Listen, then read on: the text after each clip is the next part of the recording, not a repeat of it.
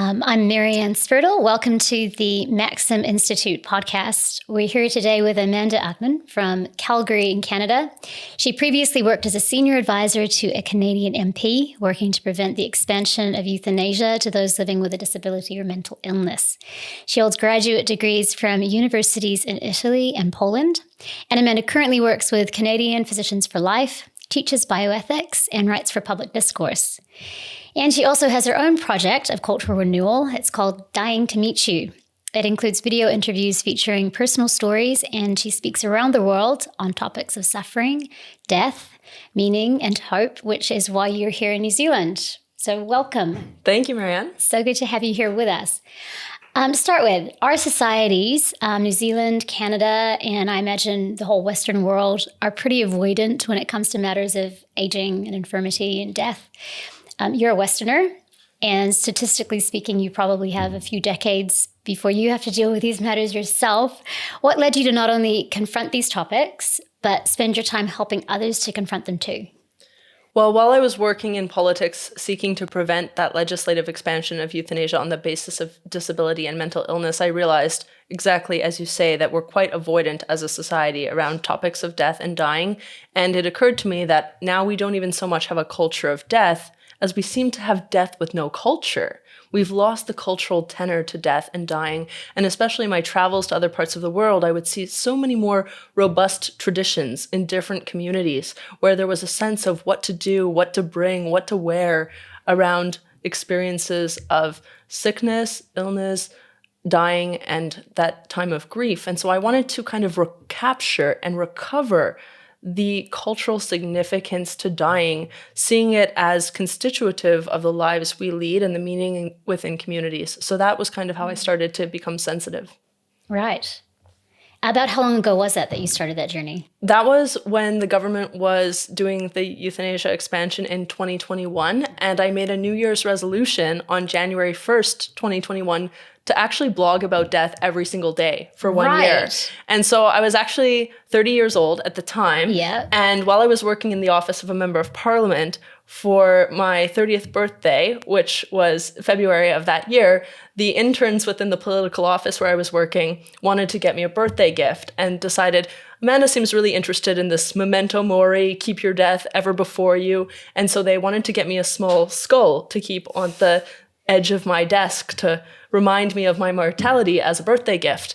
But they went on Amazon and they ordered a skull, and it ended up being actually a full life-size skull. So it was a little bit of a dramatic reminder. And did you keep it on your desk? I did keep it on my desk. And then when I was traveling and had it in a suitcase, I had a little note that said, your bag has been inspected and everything was put back in order, but that may have caused some alarm. That's amazing. Why it was in my luggage. But yeah, I've always been really taken by the motif of having a skull in religious art. I've spent a lot of time in Italy and in other parts of Europe, and I thought, wow, there's something so human about attending to our mortality, and also that lens of just death makes life significant. Right. Death makes life significant. And it's precisely by keeping the shortness of our life before us that has given me a sense of moral urgency and spurred me on. So to the extent that I am enjoying my life, not frivolously, but meaningfully, it's because of my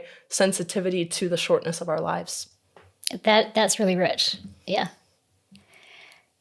You've interviewed dozens of people who are facing end-of-life issues. So they're confronting it because they have to, unlike you, who do it because you see it as important. What have you learned from them that helps you face your own mortality and that of the people you love? There certainly is a uniqueness to the experience of both a time of profound illness and also to approaching death, where I think a person undergoing that experience has unique insights.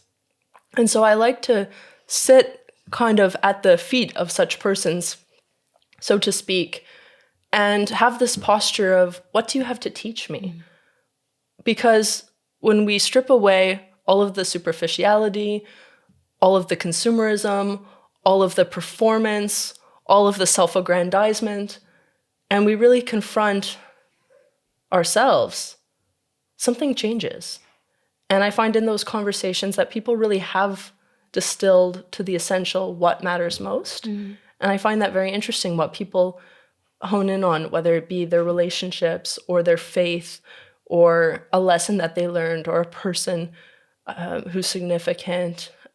Also humor, the way that humor emerges in such persons, almost to the chagrin of anyone around. Right. It's like others don't think that they have permission to have levity or humor, but I'm sure you've seen it too, because you have that look of recognition that someone who's in that situation has all the permission in the world to go there. And once they do, what a beautiful moment of diffusing tension and breaking down that barrier. Yeah. There's something about dark humor that's actually, it's not just funny. It's kind of acknowledging that we're all in the same boat.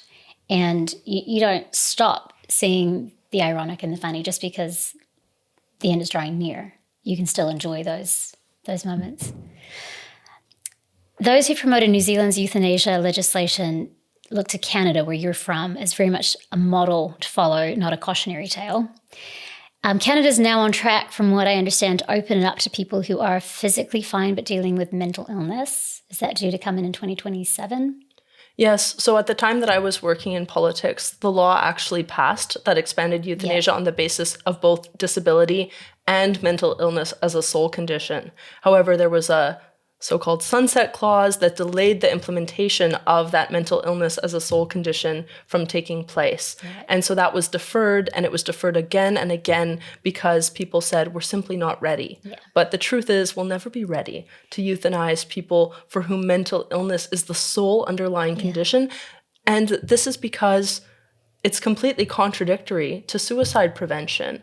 And so psychiatrists have been among the most vocal in saying that this puts me in an impossible position of accompanying my patients with psychiatric care, who are then sent the message that they could end it and have a way out with a lethal injection, ending their life.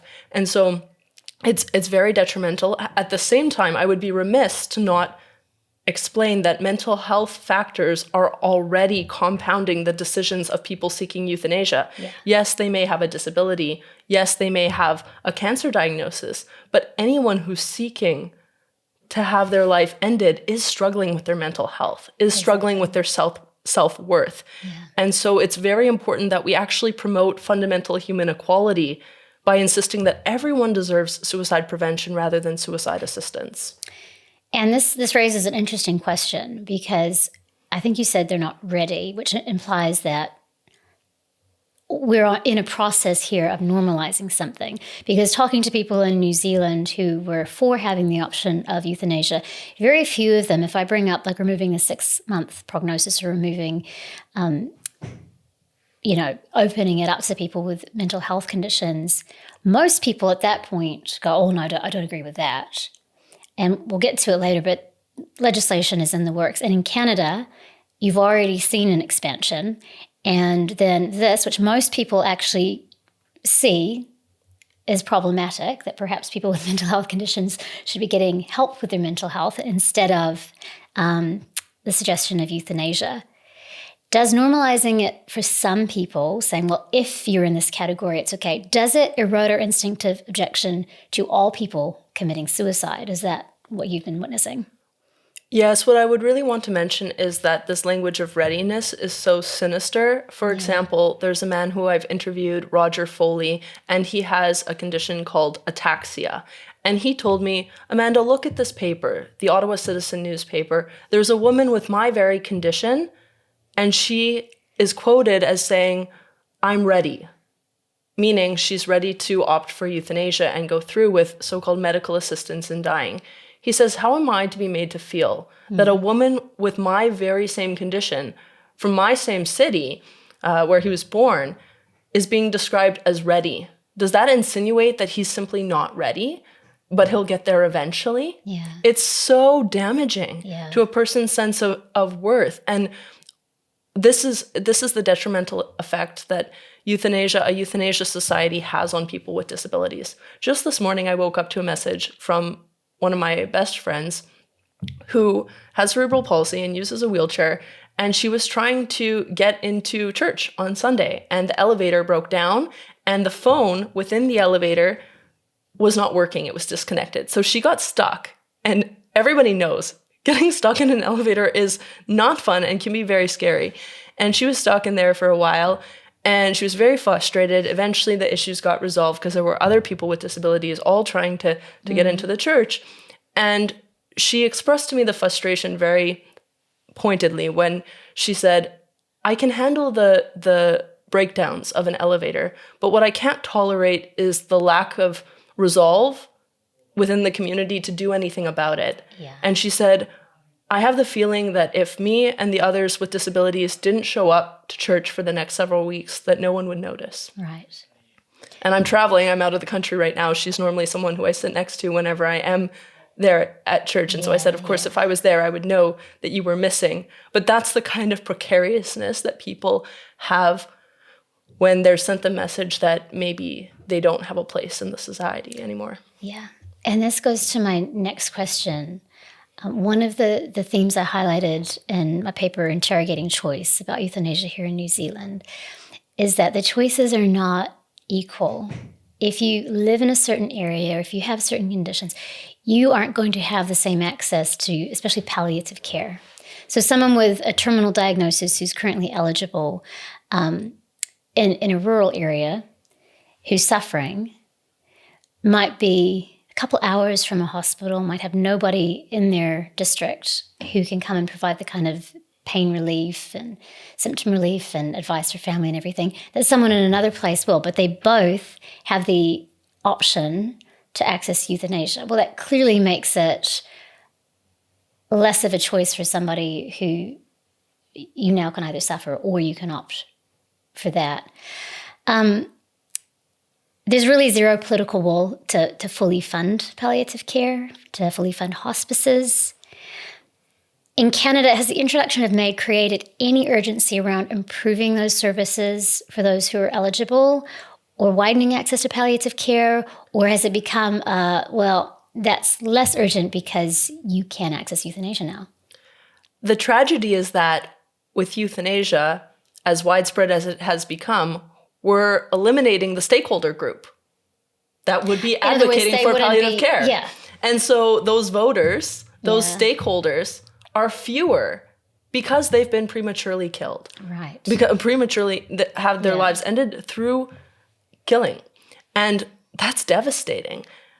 But where is the advocacy? Where is the political will when the key demographic who this pertains to is already being discarded, dismissed, and discounted in terms of social services, social inclusion, and then, of course, the care is not there. And we know that people are most expensive in their last days of life, last weeks of life. That's understandable. But for those who have lived a long life, paid taxes, would hope to enjoy the benefits of a public healthcare system, how utterly devastating to be met with this rejection that you have any right to be cared for in your last days. It's no way to treat citizens. It's no way to have a social fabric.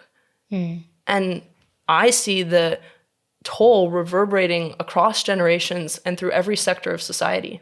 Right. And with opening it up to people who aren't just terminally ill, this is sending the message to people who, and I've heard reports of people in Canada, they're opting for euthanasia because they don't have basic needs met. These are people who don't even need palliative care yet, but feel life is unbearable. Have you spoken to anyone who's actually grappled with that decision? There are certainly stories, even the stories that are coming to mind right now are of a couple women not much older than me with chemical sensitivity disorders who were unable to find proper housing that could manage those chemical sensitivities. And on that basis, we're being very tempted to seek it. There are definitely people who have severe mental health challenges who are tempted by it. Who I actually, there is to point to a woman I know. She was having a severe mental health crisis and was trying to get help and wasn't working. So she contacted the MAID coordination team, the Medical Aid in Dying Euthanasia line, and they got right back to her immediately. Right. And this woman, thank goodness, was so spooked at how quickly they answered her, by contrast to the healthcare system, that she immediately paused. Right. And she shared that story in front of a community. Yeah. And that the reason she's still there is because she got spooked by the rapidity of the euthanasia response compared to the wait lists that she would be on for psychiatric care and the support she needed. So these are the kinds of stories that I hear all the time, that euthanasia is really representing despair and defeat, not freedom. Yeah. And the defeat seems to be in the system itself, because obviously the people working in the health system, by and large, want the best for the patients they're caring for. But if the system is geared so that choices like that are really not free choices, then that's going to be the result. People are going to not have access to things that the people working in the system probably would love to offer them, but yeah. And that's why I'm glad that your paper is called Interrogating Choices, because what kind of choice is there with someone saying, I have no other options, therefore just euthanize me? These are not expressions of freedom. These are really expressions of disappointment, of choiceless choices, a cry for help, and expressions of abandonment. Yeah. Well, I mean, to support somebody's decision to take euthanasia as the route, you're basically saying, I agree that nothing else is better for you.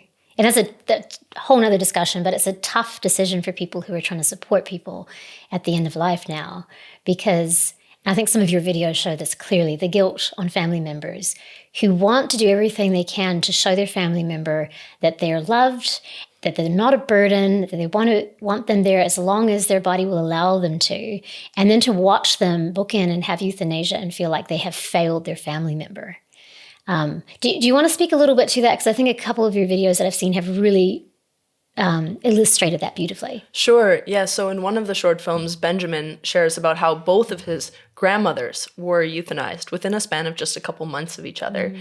And it left him with these questions of, what did I do wrong? Did I not love you enough to think that I was worth sticking around for? Also to have one more day, one more hour, one more visit with you. And so it really plunges the family members into a sense of, well, rejection and sorrow that's so deep.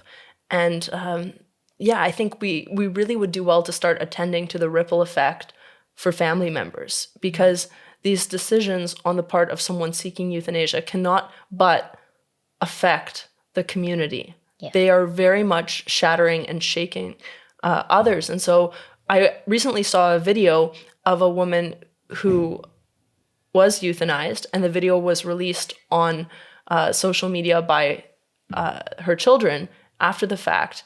And in the video, repeatedly, she says, I'm okay, I'm okay, I'm okay. She says it at least 3 times in a 1.5-minute video. She's obviously recorded this video before she underwent the lethal injection. And what does it mean that she's okay? She's dead. Mm-hmm. And everyone seeing this video, they're not okay. Yeah. If we're being honest, I was not okay after I saw that. Yeah.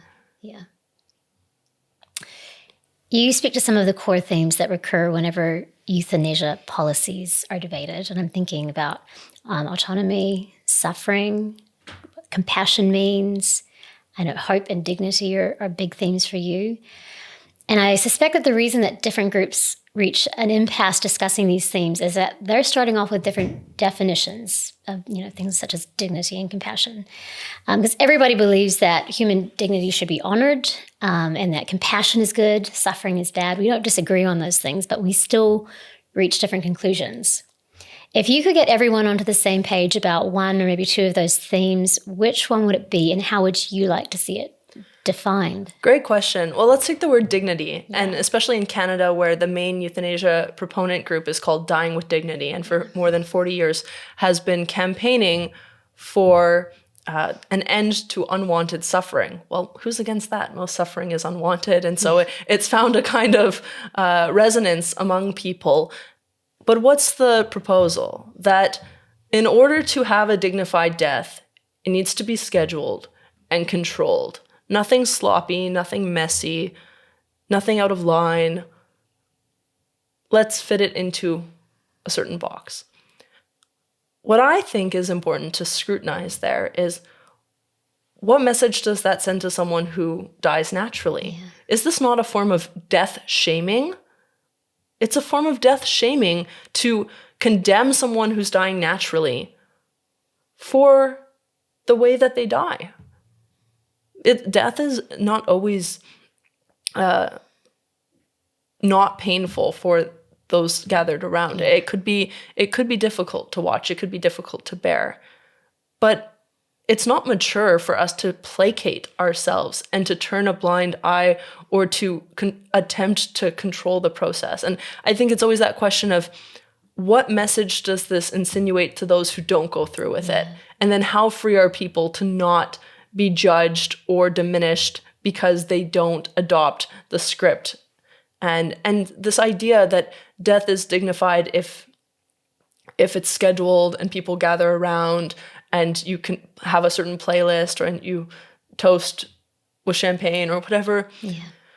It's all about the others. It's not about the dying person. And the dying person deserves to have people genuinely keep vigil for them. Maybe they'll be there when the person dies, maybe not. Death is a mystery. But by reducing a person's death to a 15-minute appointment so you can carry on with your own life, that's degrading of a person's dignity. Making it convenient. For everyone else but the dying person. It says, you are too much of an inconvenience to me, so let me schedule your death so that it doesn't interfere with my activities. And people feeling like they need to do that for their families. Yeah. One of the things that I found striking, there was an advocate for euthanasia in New Zealand named Lucretia Seals. And around 2015, she was suffering from terminal brain cancer. She was a lawyer, and she advocated, like the end of her life was really devoted to advocating for legalizing euthanasia. And after her death, her husband, Matt Vickers, wrote a really beautiful book called Lucretia's Choice about her story. And even though I completely disagree with some of his assumptions, I found it a really helpful book. One of the things that really stood out to me was when she did die, because euthanasia wasn't legal, it was a natural death. Her husband was beside her. Everything that she had described as what she wanted in her death and what she wanted euthanasia for happened. She slipped into unconsciousness. She was not in pain. He was there describing the world outside to her. And he even writes in the book, looking at her then, I thought, if she had the choice, I don't think she would have chosen assisted suicide. And he also explicitly says, when I looked at her, I saw someone who was dignified and strong. So all the things she was afraid of losing, her dignity, her strength, her humanity, he affirms in her natural death. She got the death she wanted, and it was a natural death. And so the fear that she dealt with for months and months was unfounded. She did lose her ability to be autonomous and independent. She needed care, but she adjusted to those seasons as they came. And I just wondered why he never reflected on that and thought she feared losing dignity, the way they define dignity. And at the end, he saw her as dignified. And I wonder if people who are strongly in favor of euthanasia ever stop to think about the alternative, that perhaps natural death actually does offer not what their worst fears are presenting, but exactly the kind of death that they would have if they've got the right care. That reminds me of many years ago when Canada first legalized euthanasia, and I was reading actually a book on Augustine and the free choice of the will. And in it, he discusses suicide, and he says the desire to die is not actually a desire not to be anymore. No. It's a desire for certain goods. Yeah. And I became so curious about that I started to review the similar cases in Canada where someone would have requested euthanasia and said that it's an injustice not to be able to have a doctor end his or her life. And I started to scrutinize what are the goods that this person, in particular a woman with ALS, was seeking. And it was exactly goods like comfort, dignity, respect, all these kinds of things that are actual goods that you don't secure by not existing anymore. And so what dignifies is the love.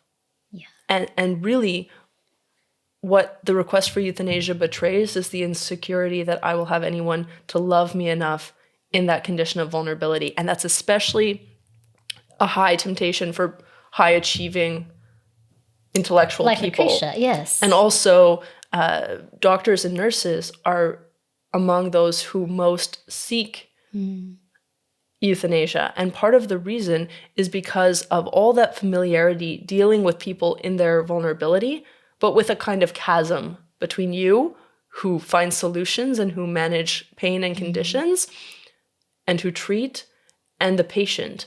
So you're a kind of subject, and maybe the patient is the object of your care or treatment. And so that kind of entrenches this chasm. But then when someone experiences that themselves, it becomes such a point of consternation. But if all of those patients were worth caring for, as a doctor or nurse did throughout their whole profession, then how to see themselves as then worthy of that care, and that they're no less diminished in their humanity and in their dignity in virtue of their illness, but in fact, this is an occasion for others to go out of themselves and care for them.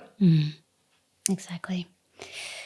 Thanks so much for being here with us, Amanda. Really appreciate your expertise and your thoughts on this and all the work that you've done to tell people's stories. Thank you for having me.